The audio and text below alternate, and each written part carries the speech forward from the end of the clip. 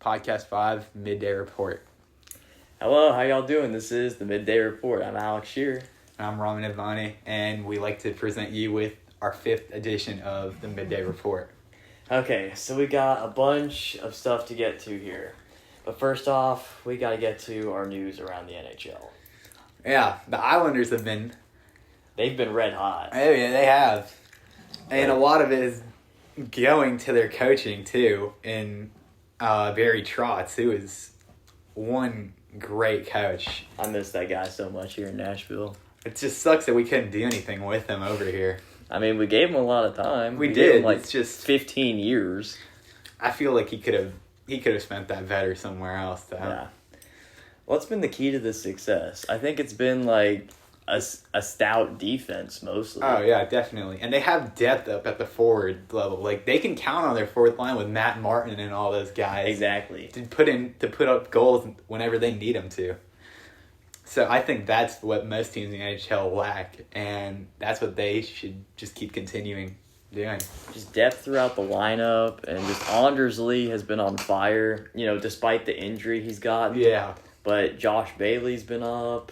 Freaking Matthew Barzal, everyone knows how he is. Yeah, and Pajot has been doing pretty well, too. Pajot's been up there. Brock Nelson. Just, there's so many names on that lineup that just contribute every night. Yeah.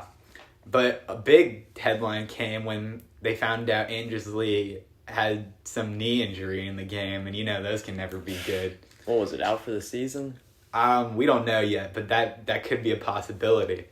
Yeah. And with that being, he's a big part of their team. So, Alex, who do you think they could go and pick up at the trade deadline to replace him? I think if the injury is long-term, then I think a good acquisition they could do is go and get Taylor Hall. That's what I would think. Yeah. Because Hall, I don't know what his situation is over there, but he signed a 1-year contract with Buffalo, hoping they could make a push. That has not worked out very well. They've only got, I don't even know how many wins all year. It's not even double digits. I don't know. It's like 5 or something. So hopefully they can go get him, get a change of scenery. Maybe Buffalo can get a few draft picks back from them for that. Yeah, and maybe a few prospects. Yeah. Yeah, I was thinking more of the crosstown rivals in New Jersey. Oh, yeah. What do you think they could get from them, Paul Mary? That's exactly what I was going to say. Yeah, if they can't get Hall, if they ask too much for Hall, I think Paul Mary would be a good alternative. Yeah, because he's a good offensive weapon that they could use. He's got that shot. Oh, yeah, dude. You can never go wrong with the shot in the playoffs. No matter who it is, you can take that. And then think if the injury isn't as bad as we think. Think if Lee comes back and they have whoever they pick up. Oh, that's going to be a deadly combo. Yeah. I mean, the depth on their team isn't really much of an issue. It's just, do they need that? Exactly. Does it upset chemistry? That's what I would wonder. Yeah. Our next topic is going to be moving on in the NHL to former Islander Robin Lehner, who is now with Vegas, and his mental health issues. Yeah. What a story, too. It is. It's incredible what he's overcome and how he's got to be what he is today in Vegas with all that success building up over there. This is just proof how Buffalo ruins everything they touch. Yeah. He had so-so numbers over there. I think they were a large part of why he was dealing with that. Yeah. And they leave him to free agency. The Islanders pick him up in a 1-year prove-it deal. And they go to, the second round that year? Yeah, and prove it he did. Yeah, and he goes to Chicago a couple of years later. Yep, and then eventually they trade him to Vegas, and he yanks up a 5-year deal. Honestly. Even in that great Islanders year, he got a share of the William Jennings trophy. I mean, from what he overcomes and how he battled back on that, I think it was a fair. Just let that be a story for anyone who's dealing with that type of thing. Just show. There's always, I know, as cliche as it sounds, there's always a light at the end of the tunnel. Very true. He was, I was reading this thing, and it was saying that he was playing a game against the Islanders. I can't remember. I think it's the Islanders. And through 2 periods, he had 3 goals allowed on 20 shots. Yeah. And he had a panic attack in the middle of the game. and he got pulled. And what they said was a couple of days later that he was diagnosed with bipolar 1 with maniac phases or something along those lines. And it just got to me, like, all of these NHL guys, like, what they look like on the TV may not be at all what they're dealing with. Like, they're humans too. There's always more behind the curtain. Yeah, it's not just like, everything is all good for everybody. It's just they deal with stuff like we do too. Just like that's the case for everybody. Yeah. You just gotta realize that and let that story just be a lesson to anyone who's feeling that. Exactly. And next, we're going to move on to the NHL's dumpster fire, the Buffalo Sabres. Like I touched on before, like, the thing with Leonard, if that's not just the case with Leonard, too. If you remember, I remember talking to you about this before, Ryan O'Reilly. Oh, yeah. He literally said a little bit after he left that they literally took away his love for the game. Like, he didn't enjoy it anymore. And the second they ship him out of that city, he earned the captain of that team in St. Louis. Yeah. He won the Conn Smythe. Won a Conn Smythe. And his potential just grew in that city now that he got out of there. It's honestly amazing what some people can achieve with just a quick change like that. Just like a change of scenery. Yeah. I mean, what would you want to do if you lived in Buffalo? Get out of there. Yeah, wouldn't be my number one choice. I would say the same for Evander Kane too, but I don't think he improved too much. I mean, he's been doing pretty well. He improved a little bit, but he's been doing pretty well this year. Yeah, but just except for that the bankruptcy thing. Nah. I don't. Is he allowed to still play with that? Is that how does that work? I think he is. Well, he's playing now, but like, how does the bankruptcy thing work? Do you know? I don't know. Oh, okay. I don't want to know. Not something I would like to experience in my future. But yeah, Buffalo is just if you look at them on paper, you'd think they'd be a good team. That's on paper. And why is it that they can't get more wins is it something wrong with the coaching? Is it the chemistry? What's the issue over there? I think chemistry, they got horrible contracts. They got Skinner for $9 million a year, healthy scratch on most occasions. Poso, we all knew about that. But yeah, it's not something I'd be proud to rock with if I was Buffalo. I honestly think it's the Pagulas. I think they got their hands all over that team. They're interfering too much. Yeah, because Buffalo, they're a team of potential. They got the parts to do it. Exactly. Oh, we're done. Yeah. So this is the end of part 1. We'll see you next time. Okay, continuing on our podcast. Yeah. Yeah. So they have everything set up for success. They just can't execute on it. Exactly. And so this makes me wonder, what is the issue? Because I guarantee you, if you put these players on, let's say, what? You move Kane to San Jose. Yeah. Move O'Reilly to St. Louis. Move Leonard to Islanders and Vegas.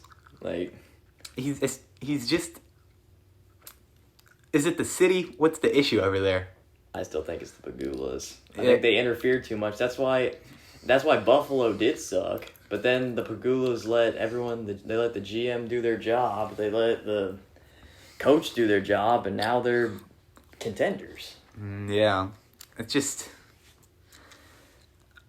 I like to see Buffalo succeed, but with the division they got this year, I think it'd be best to just hold off a year.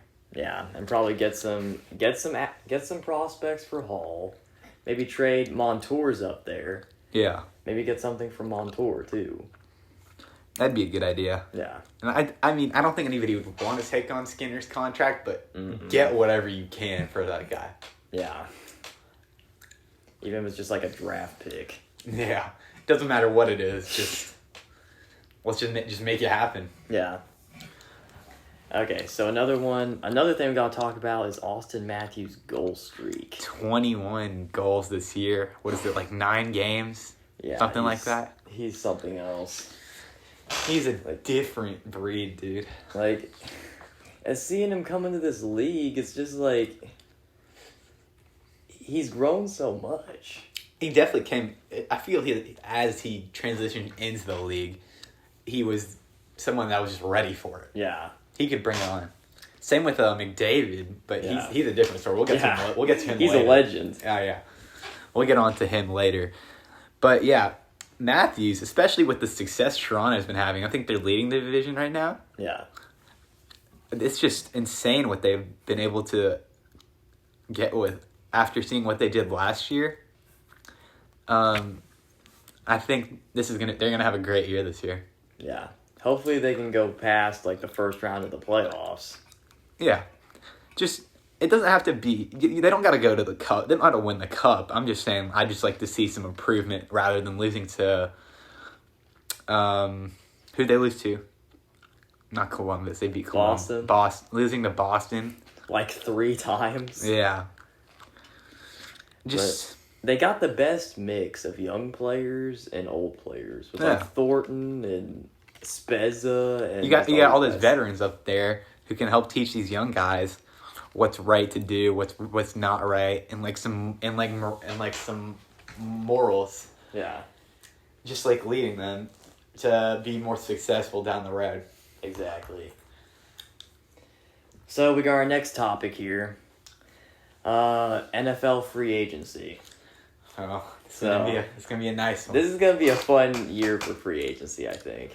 With the salary cap being lowered, you're gonna see guys that should be getting $10 million contracts getting like 7, 6s. Yeah. It's gonna be a crazy year. Making more money in 1 year than probably we will in our lifetime. So I wouldn't say that. But we'll see. But I'm wondering who should. All these teams have weak spots that they have to go after. Yeah, let's start off with the Titans, our hometown team. Throw everything to get Bud Dupree. Do that. That'd be pretty. I think he's necessary. We gotta cut some guys. Yeah. I think Vaccaro needs to be cut. I don't think Butler needs to be cut. I think Ben. This is very controversial, but I think Ben Jones needs to be cut. Really? He's gonna be 32. He's only got 1 year left. He's a center. We can draft someone in maybe the later rounds to replace him. They can groom for like a year or two. Yeah. That wouldn't be a bad idea. But without Corey Davis, though, because I doubt we're going to probably re-sign him. Yeah. What do you think we should go look for in the draft or in free agency? What would you look at? Well, our first round pick is a lot later. Yeah. So I would think.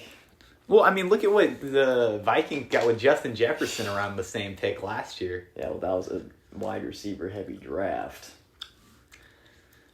I mean, this year looks pretty good too.